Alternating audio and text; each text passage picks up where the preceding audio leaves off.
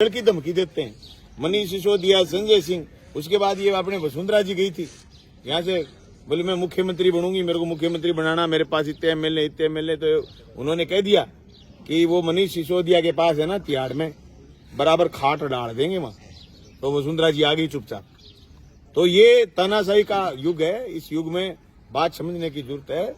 लोकतंत्र को बचाने के लिए सब लोग इंडिया गठबंधन के साथ आएंगे, और जो कुछ लोग बिफोर इलेक्शन नहीं आएंगे वो आफ्टर इलेक्शन आएंगे।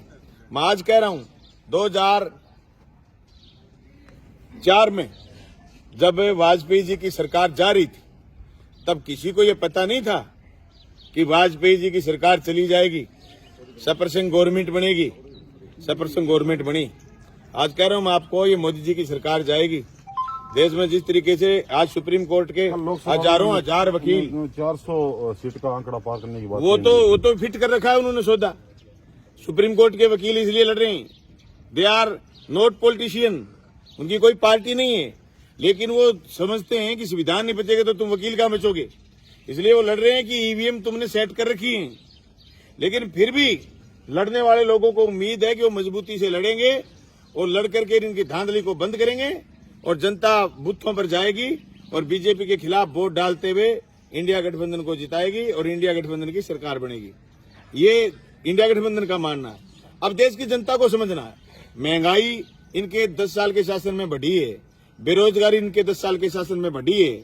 ये कह रहे थे काला धन लाएंगे, कोई काले धन का 1 रुपया वापिस नहीं आया। उल्टी का इनके 20 लोग हजारों करोड़ रुपए खा करके विदेशों में भाग गए। क्या वो काला धन अब काला धन नहीं बचा, नारंगी धन हो गया?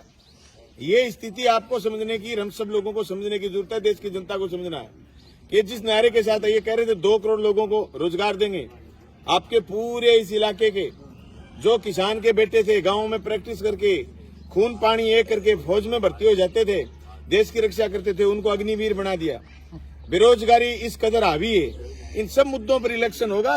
इस इलेक्शन में मोदी और शाह की जोड़ी मात खाएगी, और भारतीय जनता पार्टी के भीतर जो तानाशाह उभरा है, ये देश का तानाशाह घोषित नहीं हो जाए, इसलिए लोग मिलकर के लड़ेंगे। यही मैं लोगों से कहना चाहता हूं आपके मार्फत कि इंडिया गठबंधन के उम्मीदवार को वोट दीजिए और हिंदुस्तान में तानाशाह के राज को खत्म करके संविधान का राज कायम करें।